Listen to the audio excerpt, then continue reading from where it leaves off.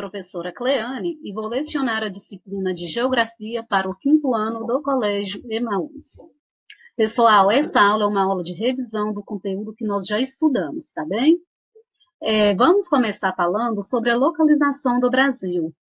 Nós podemos observar aqui que o Brasil, gente, ele é o maior país da América do Sul em extensão territorial. Ele é o 5º maior em extensão territorial do mundo. O Brasil ele está localizado completamente no hemisfério oeste. Cerca de 92 a 93% do seu território está no hemisfério sul. E uma pequena parte está no hemisfério norte. Parte do território brasileiro, gente, a região sul principalmente, estão vendo o Trópico de Câncer? Trópico de Capricórnio, né? Não é de Câncer não, de Capricórnio, tá? Trópico de Capricórnio cortando o território brasileiro ao sul. Então, essa parte do território brasileiro vai estar na zona temperada, na zona subtropical. E a outra parte do território brasileiro, que está entre os trópicos, está na zona tropical ou zona intertropical. Percebam que a localização do Brasil, a posição geográfica do Brasil, vai estar de acordo com o meridiano de Greenwich e a linha do Equador. É a posição do território brasileiro. O território brasileiro, então, está completamente a oeste, em relação ao meridiano de Greenwich, então está no hemisfério ocidental e grande parte do seu território no hemisfério sul. Cerca de 92 a 93% do território brasileiro está no hemisfério sul. Uma pequena parte no hemisfério norte. O norte do território brasileiro é cortado pela linha do Equador. O território brasileiro, gente, como eu falei para vocês, ele possui a 5ª maior extensão do mundo. Na América do Sul, é o maior em extensão territorial. O território brasileiro, de norte ao sul, de leste a oeste, possui quase as mesmas distâncias. São os pontos extremos do Brasil. Ao norte, nós temos a nascente do rio Ailã, no Monte Caburai, e ao sul, o arroio Chuí. A oeste, nós temos a nascente do rio Moa, ou na Serra de Contamana, e a leste nós temos a Ponta dos Seixas, na Paraíba. Observem as distâncias. De norte a sul, 4.394 quilômetros. De oeste para leste, 4.319. Estes são os pontos extremos do território brasileiro. O território brasileiro possui uma área de 8.514.000 quilômetros quadrados. Suas fronteiras são tanto fronteiras marítimas, né? O litoral do Brasil, quanto fronteiras terrestres, são as fronteiras do Brasil com outros países. As fronteiras marítimas do Brasil são 7.367 quilômetros, são as fronteiras marítimas ou litorâneas. As fronteiras terrestres são 15.719 quilômetros. Lembrando que da América do Sul, o Brasil só não faz fronteira com 2 países, que são Chile e Equador. O território brasileiro, vamos voltar aqui nesse mapa, ele é banhado apenas pelo Oceano Atlântico, tá bem? Regionalizar o território brasileiro. Para que regionalizar? O que é regionalizar? É agrupar de acordo com características semelhantes. Não são características iguais, são características semelhantes. Nessa regionalização, por exemplo, nós estamos vendo que os estados, eles estão agrupados em regiões. Essa regionalização aqui, gente, é uma regionalização oficial feita pelo IBGE, o Instituto Brasileiro de Geografia e Estatística, que inclusive o IBGE é o órgão responsável por fazer o recenseamento da população brasileira. O território brasileiro ele é dividido em 27 unidades federativas, 26 estados e um distrito federal. Qual que é a diferença de estado para distrito? Os estados, eles são divididos em município, né? Igual o estado de Minas Gerais, município de Contagem, de Belo Horizonte, município de Vespasiano, município de Ribeirão das Neves, município de Goiânia. O Distrito Federal, ele é organizado em regiões administrativas. É no Distrito Federal que está Brasília, a capital do país. Como eu falei para vocês, os estados brasileiros, eles estão agrupados em regiões. Este agrupamento, gente, é para facilitar a organização, para facilitar o levantamento de informações, para facilitar o recenseamento da população. E esse agrupamento leva em considerações fatores históricos e fatores naturais. Nós vamos ver que existem outras formas de regionalizar o território brasileiro. Essas formas vão usar critérios um pouco diferentes dos adotados pelo IBGE. Essa divisão regional do IBGE, ela foi elaborada, né? Antes de 1969, houveram outras divisões. Essa definitiva, ela vai passar a vigorar a partir de 1970. A última modificação que nós vamos ter vai ser aqui em 1988, quando vai desmembrar o estado de Tocantins de Goiás. Ela vai se basear em aspectos sociais, econômicos e naturais. Nós vamos perceber também, gente, que essas regiões, elas apresentam grandes desigualdades sociais. Por exemplo, a região sudeste é a região que apresenta melhor desenvolvimento econômico e industrial. Em comparação à região Nordeste e à região Norte, são as regiões que apresentam o pior desempenho econômico. Nós vamos ver que, quando se trata de saneamento básico por domicílio, as regiões que vão ter maior acesso a saneamento básico serão regiões Sudeste, região Sul e região Centro-Oeste. Os piores indicadores de acesso a saneamento básico estão também na região Nordeste e na região Norte. Os complexos geoeconômicos. Essa regionalização não é oficial e ela foi criada por Pedro Pinchas em 1960.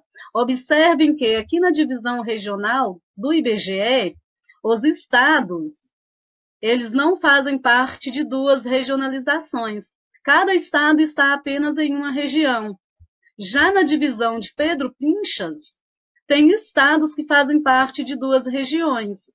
Por exemplo, na região da Amazônia, região amazônica, ou complexo geoeconômico da Amazônia, o estado do Maranhão faz parte da região Nordeste e da Amazônia. Minas Gerais faz parte da região Centro-Sul e da região Nordeste. Essa divisão regional, ela leva em consideração a concentração industrial. Tem como critérios os aspectos naturais e socioeconômicos. A integração e o desenvolvimento econômico, gente, seria o seguinte: a região Sudeste, a região Centro-Sul, né, é a região produtora, industrializada, que produz objetos, produtos, materiais. Esses materiais vão para a região Norte e para a região Nordeste, e as regiões Nordeste e região Norte oferecem matéria-prima para a região Centro-Sul. Claro que essa dinâmica ela muda, né? Não é estático, não é parado, vive em constante alteração, porque essas regiões elas estão em constante processo de desenvolvimento também, desenvolvimento econômico, inclusive. Então, não tem como a gente falar que essa região, aqui a região Centro-Sul, é a região industrializada e as outras regiões não são industrializadas. Porque a região Centro-Sul, ela possui um maior desempenho industrial, maior desempenho econômico, se comparada à região Nordeste e à região da Amazônia. A população brasileira. Atualmente, o Brasil ele possui uma população de aproximadamente 211 milhões de habitantes. De acordo com o censo realizado em 2010, a população brasileira estava em torno de 190 milhões de pessoas. O órgão responsável por fazer o levantamento dessas informações é o IBGE, tá? A população brasileira, gente, ela é uma população multiétnica, né? É uma população miscigenada, é uma mistura de povos. Os principais grupos étnicos, os principais povos que fizeram parte para constituir a população brasileira são os indígenas, que já estavam aqui no território brasileiro quando os portugueses chegaram, os portugueses e os negros africanos, que foram trazidos aqui para o território à força, fizeram uma migração forçada. O Brasil, ele possui a sexta maior população do mundo e o quinto maior território em extensão. Até 2010, o Brasil ele possuía a quinta maior população do mundo. Então, quem estava em sexto lugar era o Paquistão. Então, a população do Paquistão superou a população brasileira. Quinto maior em extensão territorial. Então, a gente costuma dizer que o Brasil ele possui dimensões continentais. O que quer dizer isso?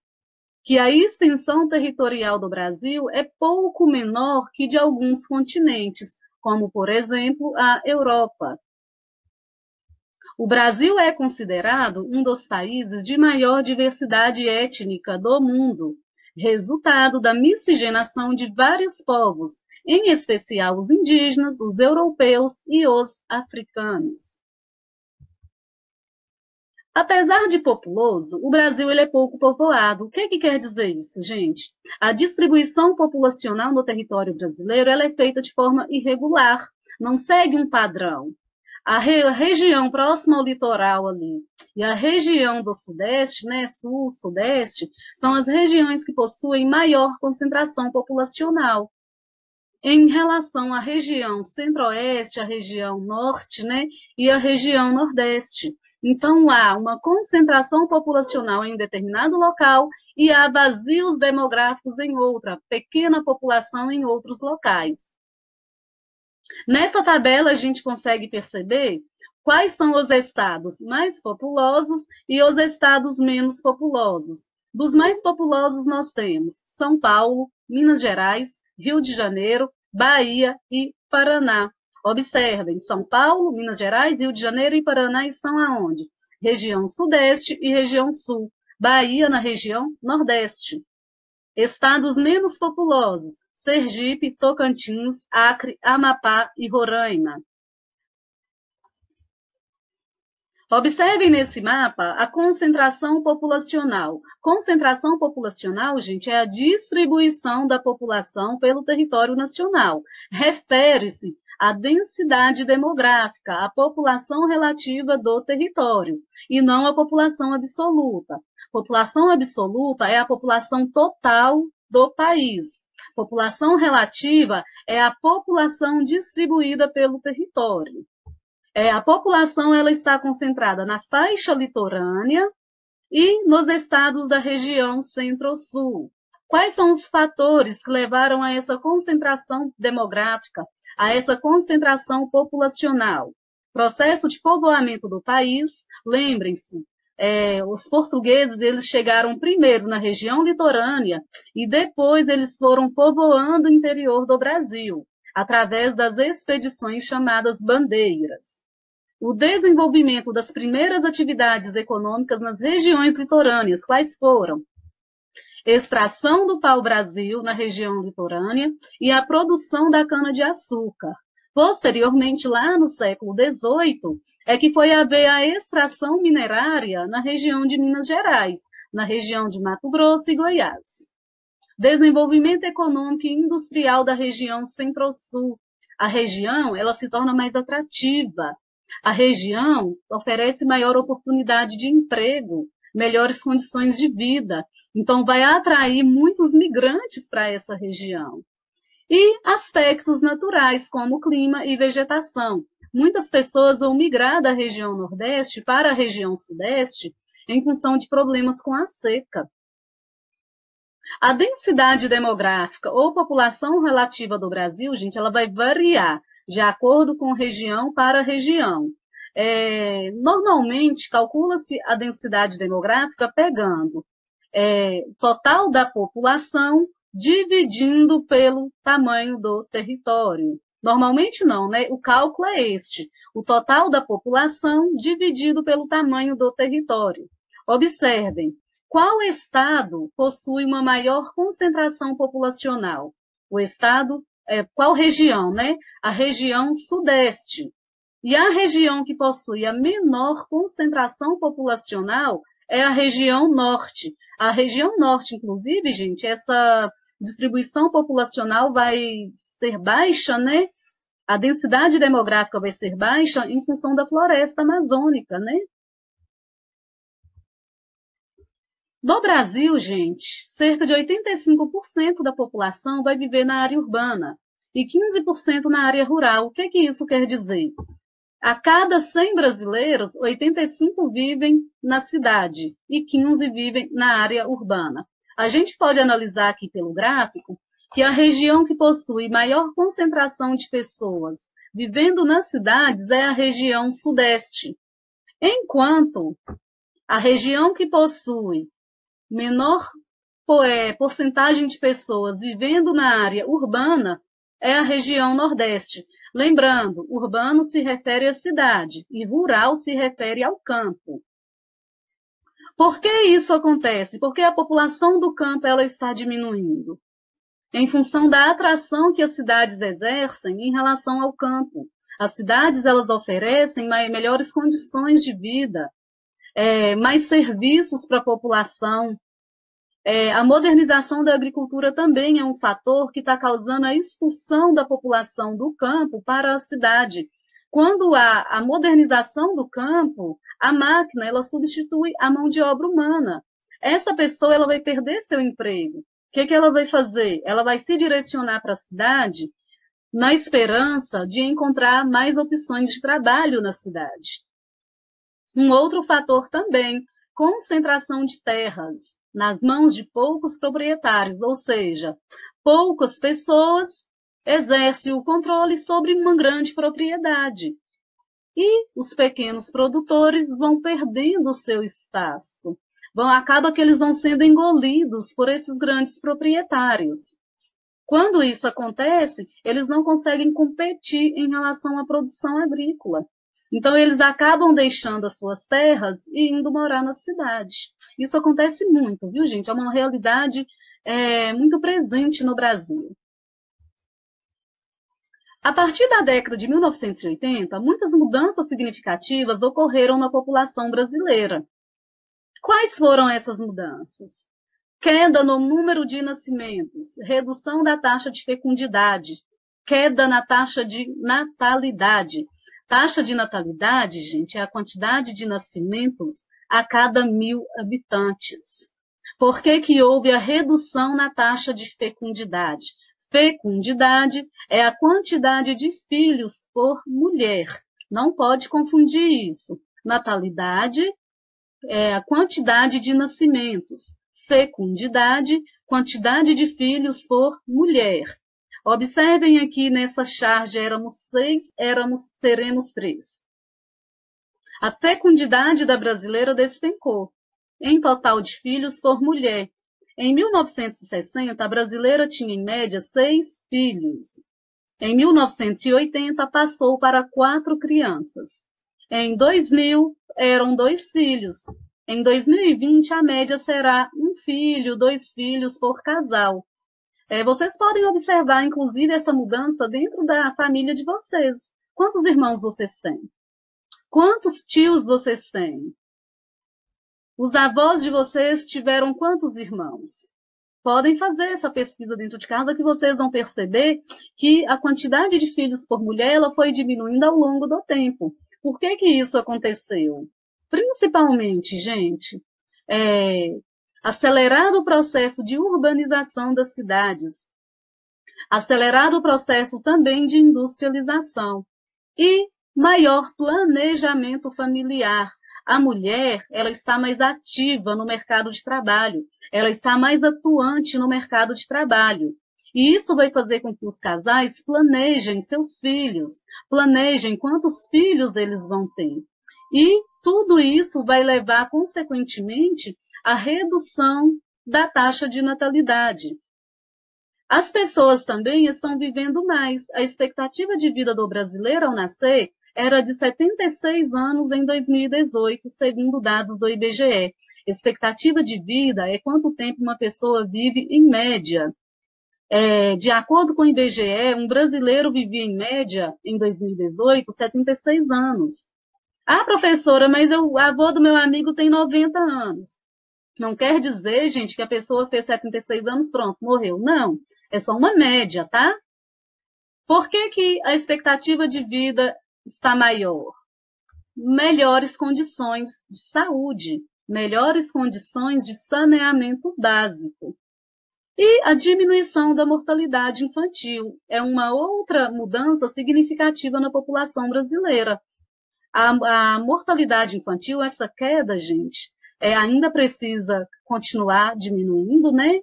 A mortalidade infantil, e principalmente isso acontece em função das melhorias sanitárias, de avanços medicinais também, que vão desenvolvendo vacinas, desenvolvendo remédios, que controlam enfermidades, né, que antes levavam a óbito.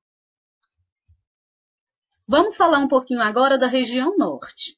A região norte do Brasil é uma das divisões, né, regionais feitas pelo IBGE. Nessa região nós temos, compõe essa região, Rondônia, Acre, Amazonas, Roraima e Amapá. E o Pará também e Tocantins. Essa região norte, ela é a maior região do Brasil em extensão territorial.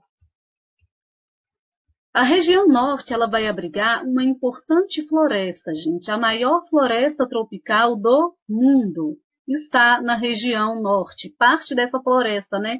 A gente tem que lembrar que o Brasil divide a floresta amazônica com outros países. A floresta amazônica, ela vai dividir a sua mata, vai ter 3 tipos de matas. A mata de igapó, observem, a mata de igapó, ela está constantemente alagada. As árvores na mata de igapó, elas não ultrapassam a altura de 20 metros. Então, essa região aqui está constantemente inundada. A mata de várzea, ela vai inundar só em épocas de cheia. E a mata de terra firme não alaga nunca. Essa mata de terra firme é aquela mata densa, fechada, com grandes copas, né? As áreas da floresta, elas são planas, né? São relativamente planas. Em geral, elas possuem pequenas variações no relevo, pequenas variações de altitude. E este fator é o que vai dar origem a esses diferentes tipos de mata, a esses diferentes tipos de relevo, essas diferenças na altitude. A gente tem que lembrar que um relevo mais plano, um relevo mais baixo, ele vai acumular água. Um relevo mais alto, quando chove, a água ela vai escoar. Por isso que chama-se mata de terra firme.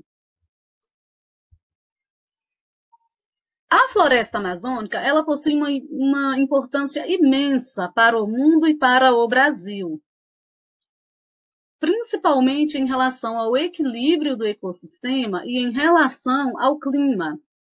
Nós observamos aqui, essas imagens, os rios voadores. O que são os rios voadores? Aqui tem a imagem de satélite e aqui tem o mapa. Um mapa ilustrativo, né? O que acontece? A umidade, gente, que sai do Oceano Atlântico, ela vai entrar para o continente e vai precipitar, vai chover. Essa água ela vai infiltrar pelo solo. As árvores, né, elas vão captar essa água do lençol freático e, através do processo de evapotranspiração, elas vão enviar a umidade para a atmosfera. Essa umidade ela vai ser transportada pelos ventos. Essa umidade, esses ventos, vai transportar a umidade, vai bater na Cordilheira dos Andes, não vai ultrapassar. Quando bate na Cordilheira dos Andes, que é um paredão que vai impedir a passagem desses ventos com umidade, vai chover.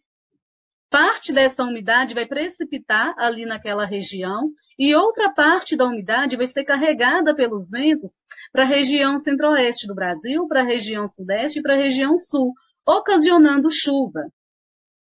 Então, quando a gente fala sobre desmatamento da floresta amazônica, queimadas, é um processo que vai implicar em várias outras consequências ruins para o Brasil e para o mundo.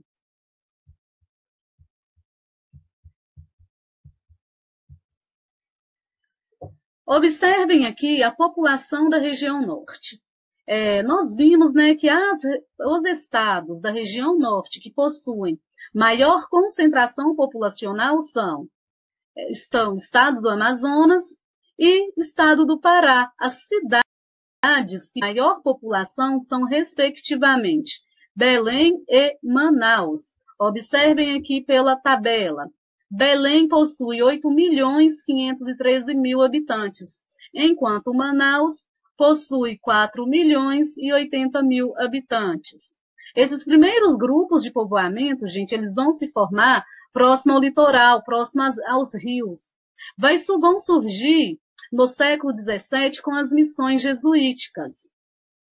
É neste processo, neste período, que os portugueses vão descobrir as drogas do sertão. O que são as drogas do sertão? Nada mais, nada menos que especiarias. Cravo, canela, baunilha, castanha do Pará, são especiarias, são drogas do sertão, porque eram, na época, especiarias raras de se encontrar. No século XIX, a exploração da borracha vai intensificar a ocupação dessa região. Manaus vai se tornar um grande centro urbano. O processo de industrialização, o desenvolvimento econômico, vai atrair muitas pessoas para a cidade de Manaus, assim como Belém. Na década de 60, inclusive, gente, vai ser instalado em Manaus a Zona Franca de Manaus, que é um parque industrial, para melhorar, né, para aumentar a integração econômica da região norte com o restante do país.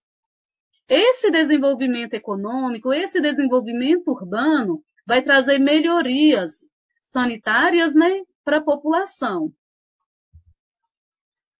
Dentre as atividades econômicas que se destacam na região norte, nós temos a agricultura, que é um grande problema por conta do desmatamento, por conta da degradação ambiental. Temos a produção de soja, cacau, café, malva, juta e guaraná. E temos na pecuária a principal criação de gado de corte, né? A principal criação na pecuária é de gado de corte. Destaca-se também na ilha de Marajó, no Pará, a criação de búfalos para carne e leite. A pecuária também, gente, é um dos grandes problemas de desmatamento da região norte, principalmente no estado do Pará. Como os solos da floresta são solos mais pobres em nutrientes, é preciso uma grande extensão de terra para se criar gado. Então, acaba desmatando uma grande área. Então, é preciso muita fiscalização para que as áreas de reservas não sejam prejudicadas. No extrativismo, nós vamos ter destaque para o extrativismo vegetal, extração de madeira, o extrativismo mineral e o extrativismo animal. No extrativismo vegetal, como nós já dissemos, é preciso ter que as empresas, que os fazendeiros tenham muita consciência por conta do desmatamento. O extrativismo mineral ele vai ter grande importância para a região norte, que abriga uma das maiores reservas minerais do mundo, que é a Serra dos Carajás, no estado do Pará. Finalizamos a nossa revisão. Tem algumas atividades para vocês fazerem. Copiem as perguntas no caderno, tá? Bons estudos para vocês. Até a próxima aula e lembrem-se, juntos no caminho certo.